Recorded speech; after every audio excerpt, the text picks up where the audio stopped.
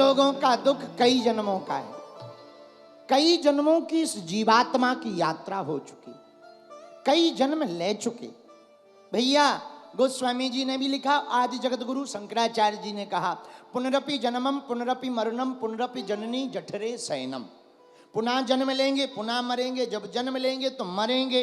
जन्म के बाद कुछ पक्का हो या ना हो, मरना पक्का है। लेकिन जो मरा है वो भी पक्का है, जन्म लेगा। अब ये जरूरी नहीं मनुष्य बने, जैसे कर्म करोगे वैसा जन्म पाओगे। पता लगे भैंसिया वाला कर्म किया तो अगला जन्म भैंसिया का मिलेगा, और कुत्ता वाला कर्म किया तो कुत्ते ही बनोगे, डीओजी डॉग कहलाओगे। पर मनुष्य वाला कर्म किया बढ़िया मनुष्य बनोगे। जैसा कर्म करोगे वैसा जन्म पाओगे। बोलो सीताराम, जोर से बोलो। लेकिन आजकल के लोगों के कर्म काले हैं भैया, आजकल के लोगों के कर्म तो काले हैं पर स्टेटस भगवान वाले हैं।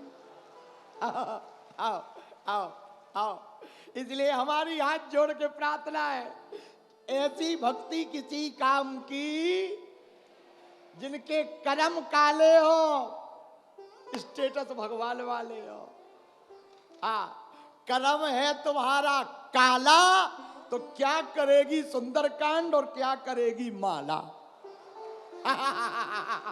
आओ, फिर चाहे तुम जितना बागेश्वर की अर्जी लगा लो, फिर चाहे जितना तुम जो कर लो, चाहे जितनी पूजा पाठ कर दो, यदि कर्म है काला तो समझो बालाजी ने तुमको फिर मार डाला। आजकल के भक्त भी बड़े अजब गजब है, बड़े गजब है। कर्म काले, स्टेटस भगवान वाले। इसलिए हमारी प्रार्थना है, पागलो तुम तन चमकाओ या ना चमकाओ, चेहरा चमके या ना चमके, पर तुम्हारा चरित्र चमकना चाहिए। कई लोगों का चेहरा बहुत चमकता है, चित्र बहुत चमकता है, चरित्र नहीं चमकता है।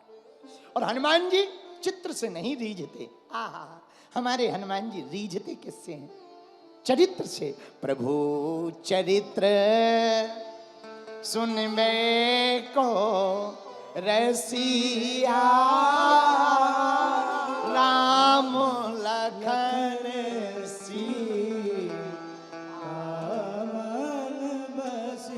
हमारे हनुमान जी चरित्र सुनने के रसिक हैं। मेरे पागलो, हनुमान जी को चरित्र तो प्रिय है, पर कौन सा चरित्र? राम के जैसा चरित्र प्रिय है। मेरे प्रिय जनों, राम जी के जीवन के चरित्र को यदि देखा जाए तो तुम सोच करके अपने आप में मन में विचार करोगे कि हम और राम जी कितने अद्भुत हैं। इसलिए तो उनकी महिमा है। जब रामा युद्ध हो गया, रावण जिस दिन मर गया, और रावण को मारकर रात्रि काल में, जरा ध्यान देना राम जी का चरित्र कैसा है, ध्यान से सुनना। रात्रि काल में राम जी एक शिला के ऊपर बैठे। आज रावण मरा है, रात्रि का काल है, शिला के ऊपर राम जी बैठे। चांद की चांदनी चमक रही थी। उसी समय कोई स्त्री नारी पीछे से आई, उसकी छाया आगे की तरफ पड़ी तो राम जी खड़े हो गए। स्त्री की छाया देखकर राम जी खड़े हुए और पूछा बिना मुड़े हुए, मां तुम कौन हो? तो वो स्त्री रोने लगी। राम जी ने कहा, मां क्यों रो रही हो? अपना परिचय बताओ। इस भयंकर लंका में जहां आज भयंकर युद्ध हुआ, आतताई दशाग्रीव दशानन रावण मारा गया, धरती पर गिर गया, और तुम आज इतनी भयंकर रात्रि में इस समर के युद्ध के माहौल में तुम यहां क्या कर रही हो? रो क्यों रही हो? वो स्त्री रोती हुई राम जी के सामने आई। मां अपना परिचय दो। उस स्त्री ने रोते हुए परिचय दिया, राम, हे रघुनंदन, हे रघुनायक, हे कौशल्यानंदन, मैं बड़ी अभाग्नी स्त्री हूं। राम जी ने कहा, आप अभाग्नी? आपका परिचय क्या है? उस स्त्री ने कहा, राम मैं बहुत अभाग्नी हूं। दरअसल मैं जिसकी पत्नी हूं वो आज वीर गति को प्राप्त हुआ। मैं दशानन रावण की पत्नी मंदोदरी हूं। तो राम जी ने पूछा कि मां इतनी रात को आप क्या कर रही हो? वो तो दिन में धराशायी हो गए, वीर गति को प्राप्त हुए, शोक मनाने की बजाय तुम हमारे पास क्यों आई? तो मंदोदरी की जो बात है वो सुनने योग्य है। डबरा के पागलो, मंदोदरी कहती राम मैं देखने आई हूं कि वो वीर कौन है जिसने मेरे परम बलशाली पति को पृथ्वी पर गिरा दिया, जो अजेय थे, जिनको कोई जीत नहीं सकता था, उसको मार डाला। मैं देखने आई हूं कि वो राम कौन है और उसके अंदर ऐसा क्या है कि मेरा पति हार गया और वो जीत गया। राम जी ने हाथ जोड़कर कहा मां तो बताओ तुम्हारे पति में ऐसा क्या नहीं था, मुझ में ऐसा क्या है कि मैं जीत गया, तुम्हारा पति हार गया। मंदोदरी रोती हुई बोली राम एक मेरा पति था जो दूसरों की स्त्री को अपनी पत्नी बनाना चाहता था। राम एक तुम हो, स्त्री की छाया देखकर मां से संबोधित करते, मां कह करके बुलाते हो, एक राम तुम हो। मेरे पागलों, हनुमान जी के प्रति निष्ठा रखने वाले लोगों, जितने भी डबरा के यहां पर बैठे हुए लोग हैं, हमारी प्रार्थना है आज के बाद या तो तुम हनुमान जी को मानना छोड़ दो, हनुमान जी की पूजा करना छोड़ दो, अथवा फिर आज की कथा सुनकर हनुमान जी के लिए एक बात नोट कर लो, या तो हनुमान जी के लिए सब कुछ छोड़ दो या हनुमान जी को छोड़ दो। मेरे पागलों, तुम एक बात जिंदगी में याद रखना, दुख क्या है? कामनाओं का कांटा दुख है और निष्काम हो जाना ही सुख है। पर निष्काम कैसे हो ये बड़ा कठिन है। इसके लिए एक सरल उपाय है, भगवान हनुमान जी की शरण पकड़ लो। यदि हम लोग हनुमान जी की शरण पकड़ लेंगे तो हमारे दुख अपने आप भाग जाएंगे, विस्मरण कर देंगे।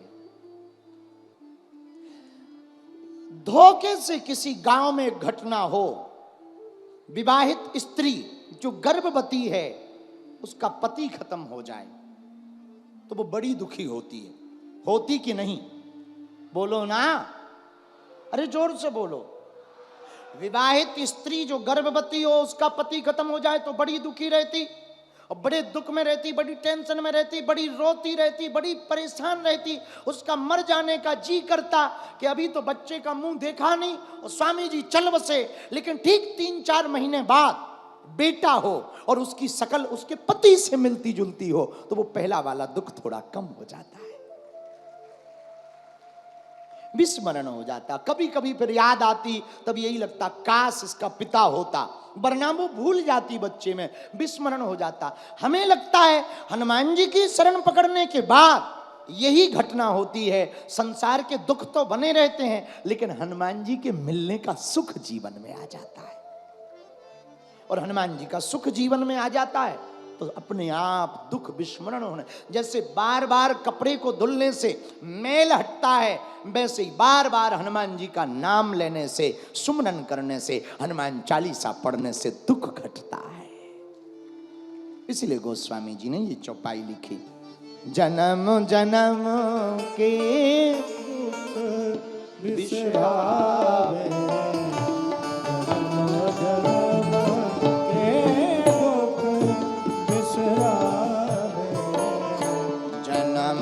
जन्म के दुख बिसरावे,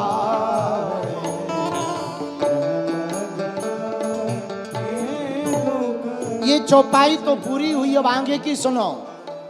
अंत काले रघु बरपुर जाई,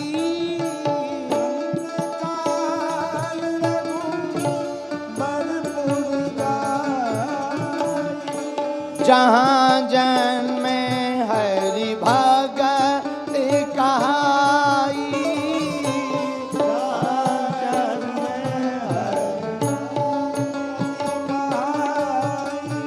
जहाँ जन्मे हरि भगत कहाई,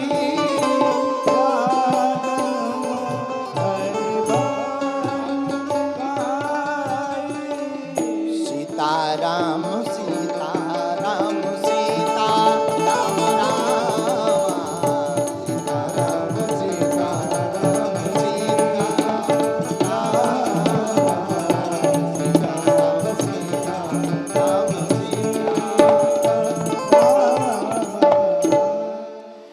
काल रघुबरपुर जाई, जहां जन्म हरि भक्त कहाई। भैया अंत समय में भगवान के धाम को जाता। इस पर एक चर्चा, भगवान का धाम कहां है? मेरे पागलो, जहां हनुमान जी है, जहां राम जी है, वही है भगवान का धाम है। पर जो भी हनुमान जी का सुमरन करता, गोस्वामी जी कहते अंत समय में वो राम जी के चरणों में जाता। कौन कौन हनुमान जी का, राम जी का सुमरन करना चाहता?